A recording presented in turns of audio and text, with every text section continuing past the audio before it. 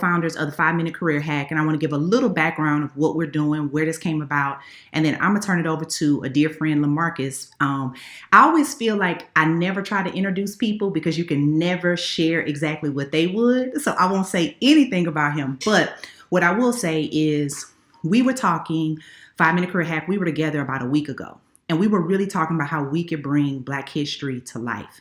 And it really was around, as we know, particularly in Texas, people trying to silence Black history, right? And whitewash it and saying that it didn't happen. And I was like, okay, what can we do? And then we just went into another conversation, and personally it just hit me around how we can be the change that we desire, right? And for me personally, I really want to embody what my parents, everybody that went before us really wanted us to do, and what keeps us going, which I know you and I'll get into, but really trying to not necessarily reshape, but shed a light to amazing Black men this month.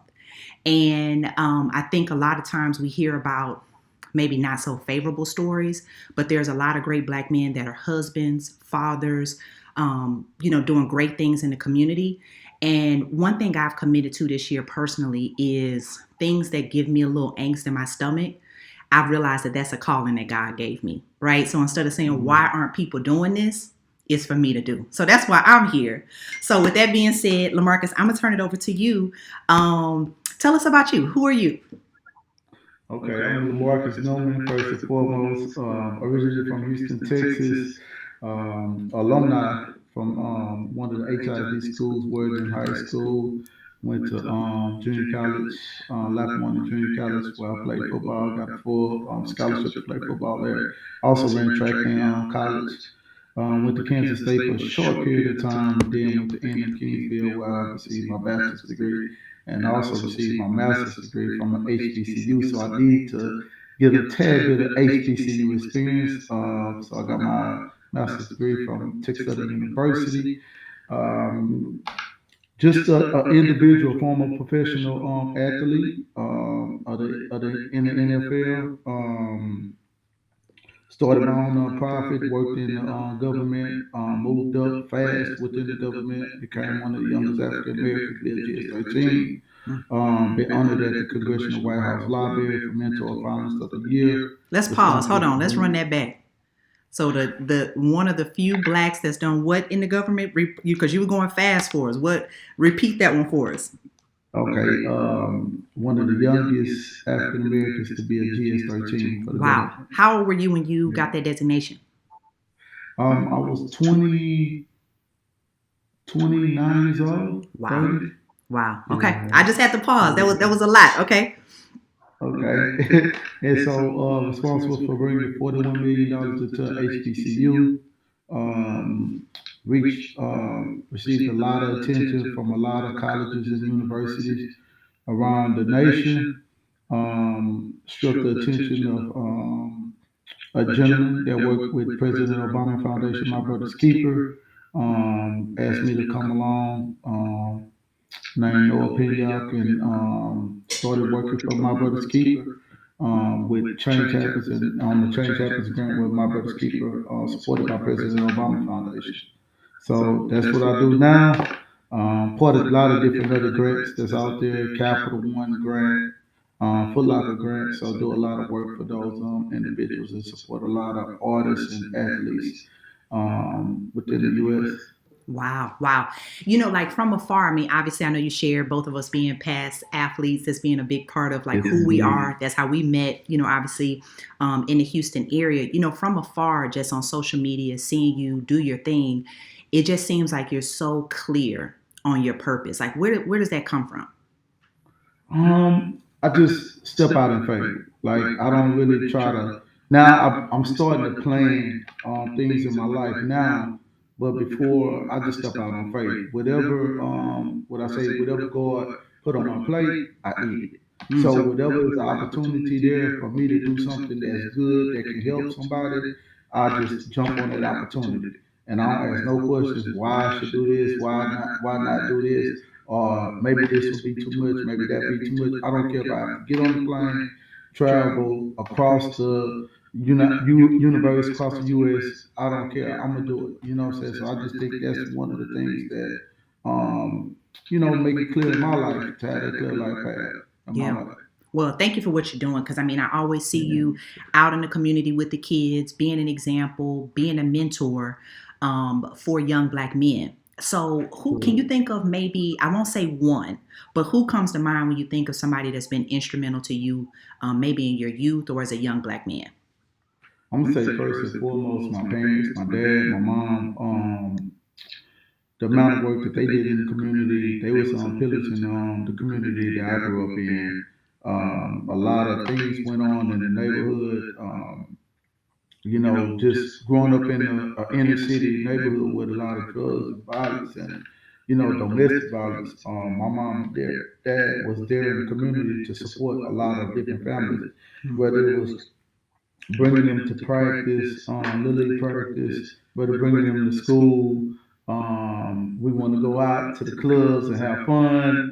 Just having that parent that was able to bring us home, so therefore we wouldn't be walking home or catching the bus to go home. So I think just having that safe place, that safe environment. We used to sometimes, be honest with you, we used to have like 20 to 25 kids in our house sleeping on the floor, waiting, coming from practice or going out and knowing that they couldn't go in the house at a certain time, so they'll spend the night at our house, and then my mom be the one, yeah, I have your baby, and I'll bring them home in the Going down the morning. list, So huh?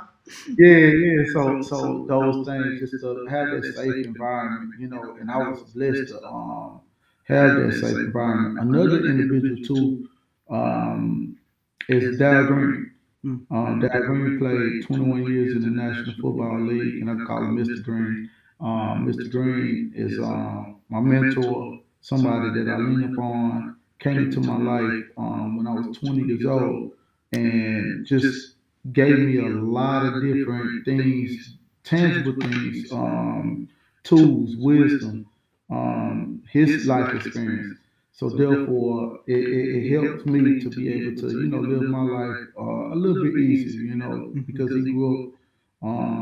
He had some struggles going up too as well. But a lot of times when you have a mentor, somebody that played in the NFL, somebody that grew up in the community, seen a lot of things that you have seen, but can tell you their experience and how they overcame those things, help you out a lot. So I look at it like this: if you cooking, he's giving you all of the ingredients to cook for, so you don't have to find it and keep on tasting. So he's saving you a lot of time. So Yeah. that's what I look at as a mentor. For sure. It's funny you say that about your parents, and I tell people this all the time about my parents as well. And I know you know my parents.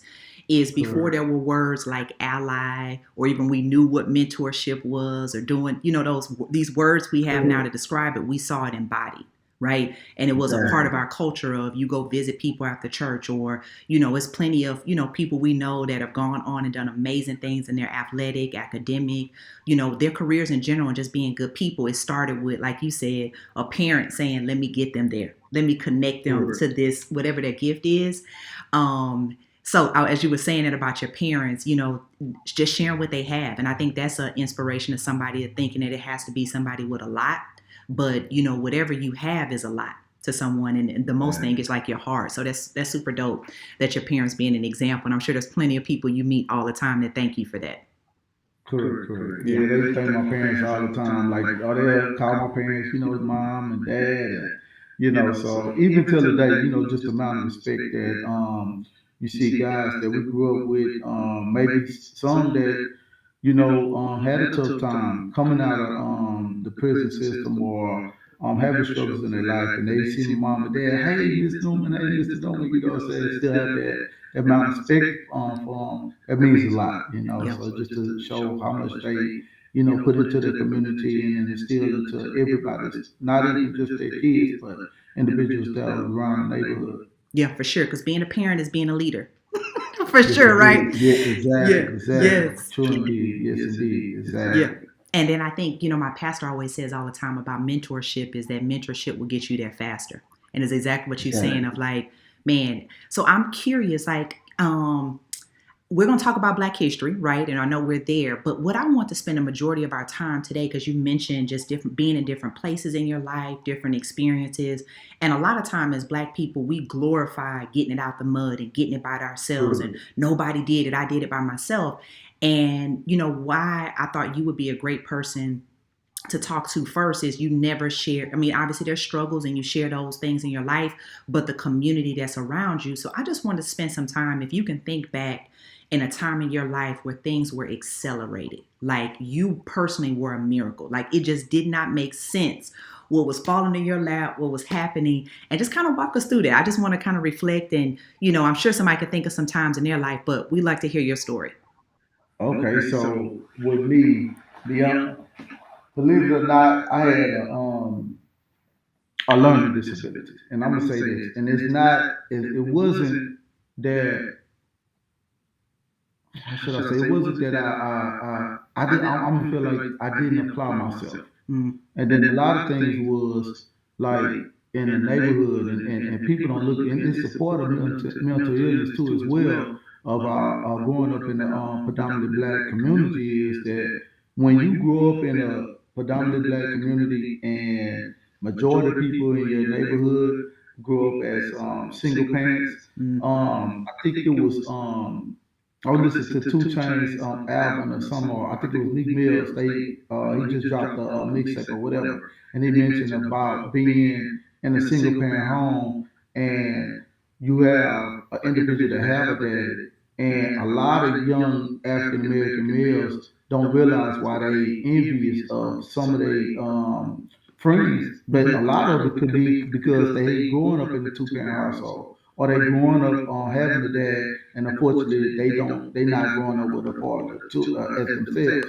So I felt like growing up in my community, I felt like I had to defend myself a lot, Oh, you know, wow. Because because of your I was disability? blessed.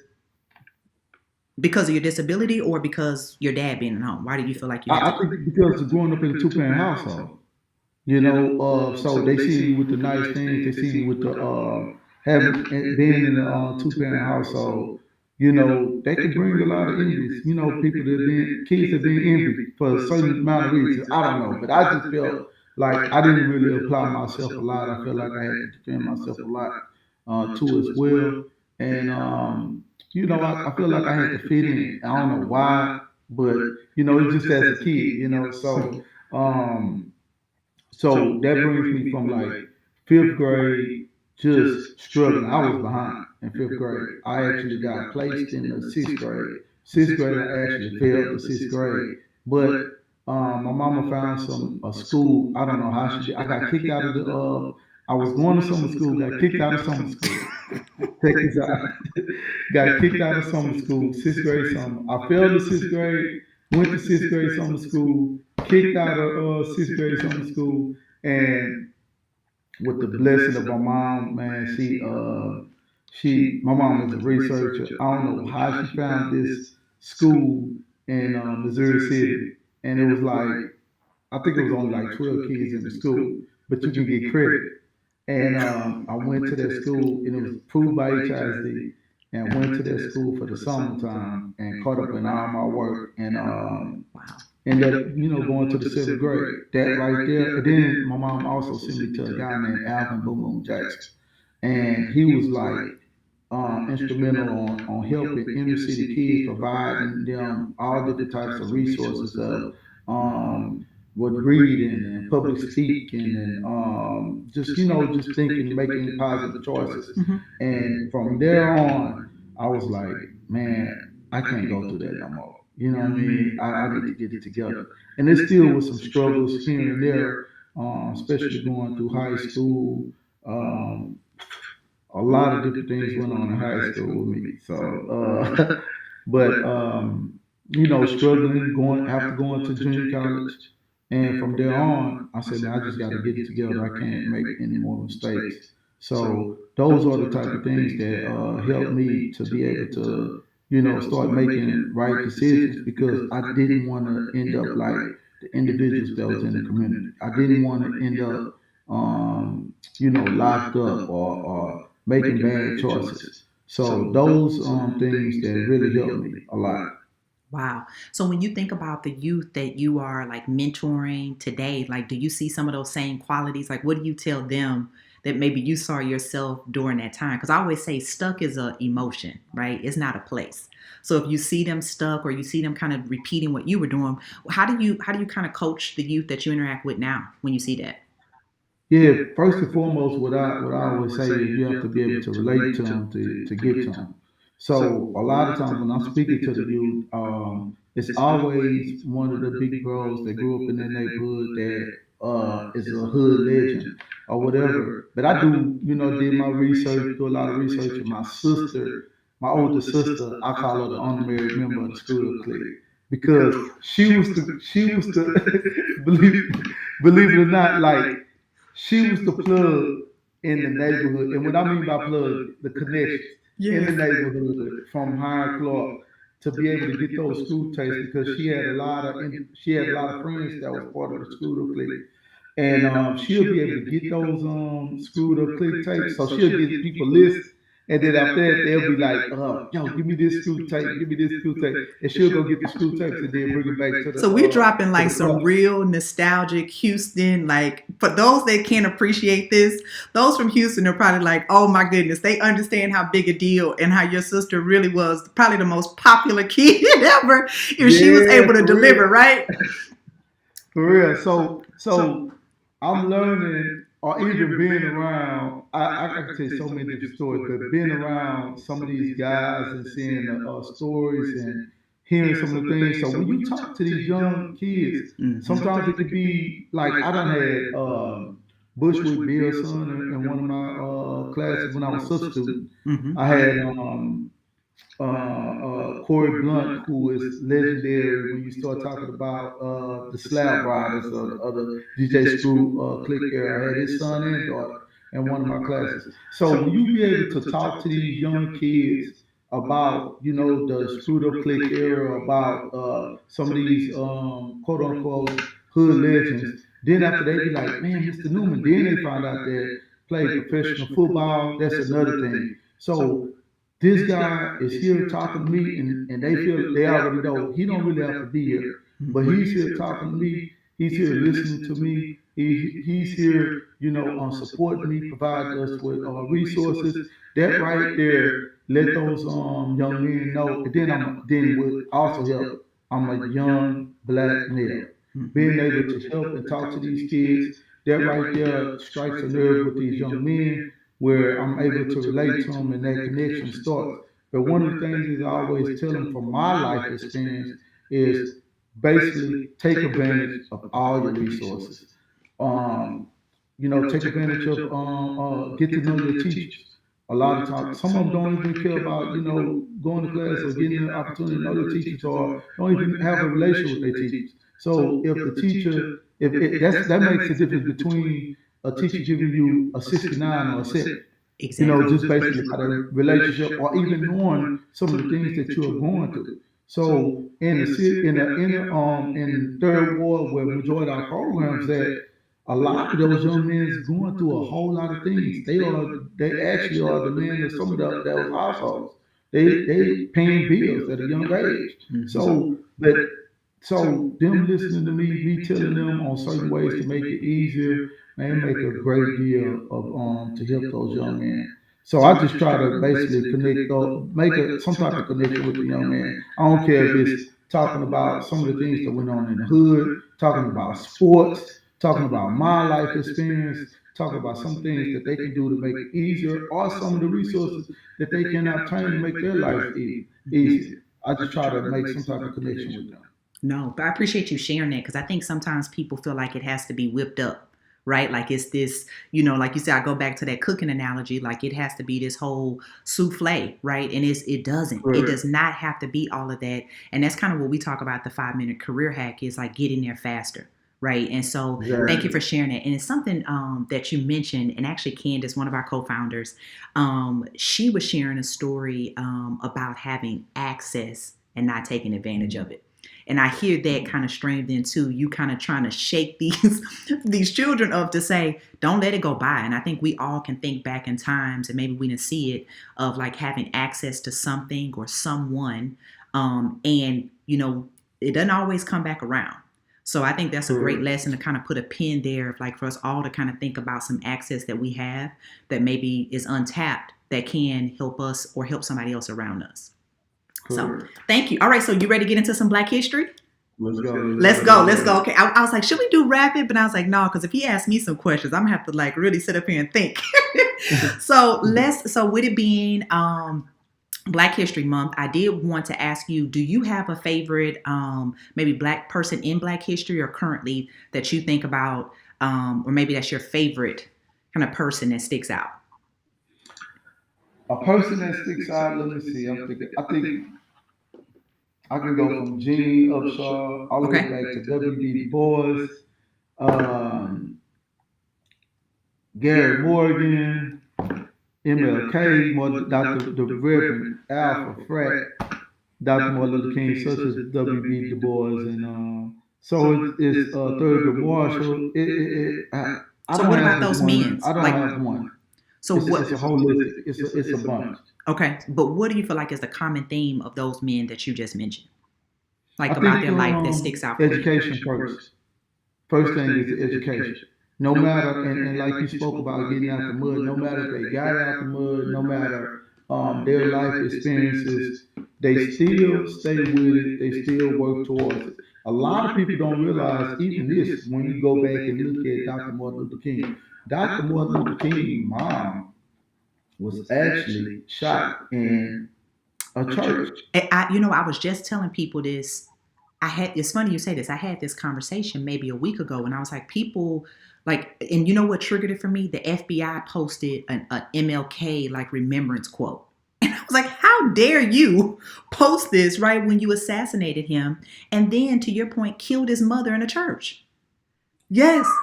Look how deep, you know what I mean? When to your point, you start thinking of these lives of, we wouldn't have an MLK Day if it wasn't for his wife, right? But then you think about his brother who was actually going after the killer. And then, it's all these reports that maybe weeks later they find him floating in a pool. So no, I'm telling you, like I did not know that until this year about his mother. I didn't. And I was Wow. like, wow. Yeah, so just like for that to happen, any when you look at any black man, we all love our moms. Mm-hmm. So for that situation to happen, for him to keep on going after that happened, that just show you what type of man that he was. So it just those type of things that's straight. Those type of things that I look at. But the most important is education. So when you mention W.B. Du Bois, Thurgood Marshall, I don't care, Gary Morgan, Dr. Martin Luther King, those men all had a great deal of education. They got it out like we say, the mud, Mm-hmm. but at the same time, they still focus on their education, no matter how young they was, Dr. Martin Luther King, no matter how old they was, W.B. Du Bois or Thurgood Marshall, they still deal with it to be able to obtain some type of education on their career field, on the things that they need to do to make a difference within the community. Mm-hmm. Mm-hmm. Wow. Okay. So those are some really, man, really, I'm just kind of pausing on their lives, right? And to your point, and think about the impact that they made in the respective fields that they were in, and they're, just to your point, really working on their craft, right? Like their education really served in them getting better as they move forward in that. So, okay. So when you think of, how do you feel like you've contributed to Black history so far? I'm gonna say this. This was to me. I feel like, and I'm a very, me, so I kind of like, I can, uh, I do have a small chip on my shoulder, but at the same time, I'm kind of humble in my aspect. So I'm gonna say this. Something that I feel like I felt that I accomplished that helped tremendous to the black community is that when I was able to bring $41 million into HBCU. And the reason why I say that is because I found a gem that nobody discovered, nobody knew Mm-hmm. about how to bring money to these HBCUs. And too many times our HBCUs ask the ask the state for money, for this amount of money. And I figured out a way to do it that you don't have to ask the state for money. You can do it just by recruiting students, bringing certain students in from around the country to bring their money in. So I was asked so many times, how you was able to do this? How you was bringing this amount of money to the HBCU? Relationships. That's all it took. It had nothing about planning. We're gonna come up. We're gonna do this strategic plan or anything like that. It had all to do with relationships. And I can get on that as to what happened was I was having a conversation overseas at a flag football game in the Middle East, a place called Doha, Qatar, and with this gentleman.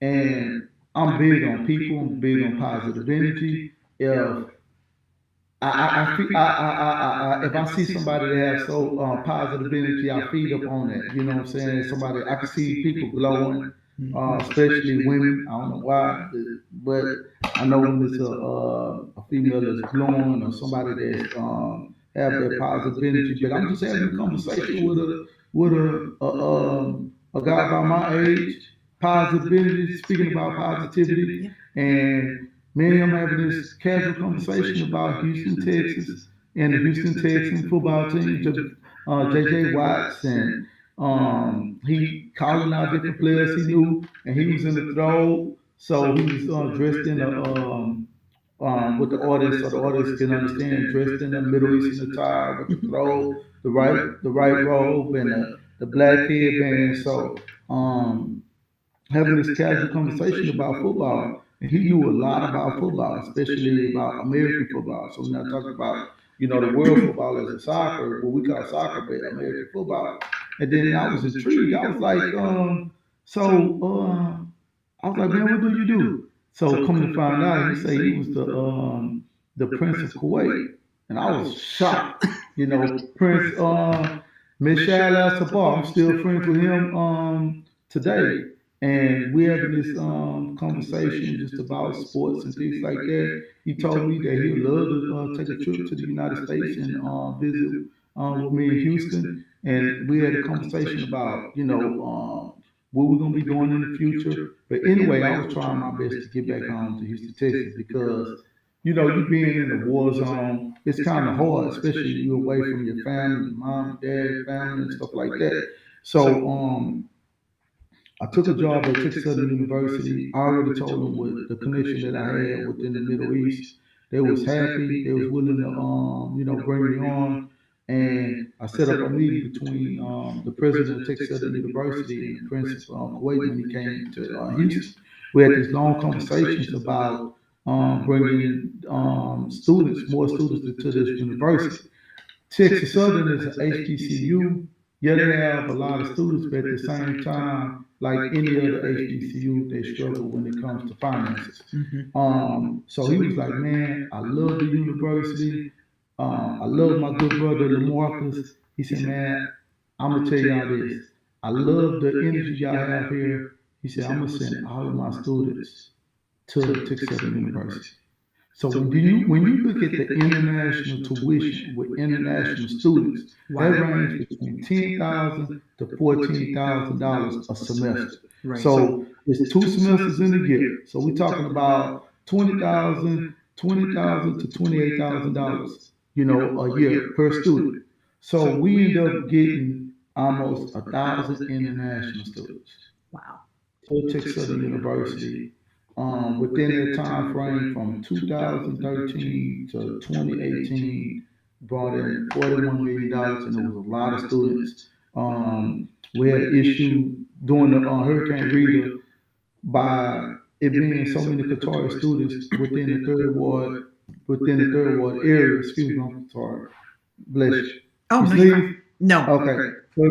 So by us having that many students within the third ward area, that the country of Qatar ended up donating $31 million to the city of Houston. Wow. And then additional amount of money to the Blue Triangle. It's like the old YMCA, it's a community center.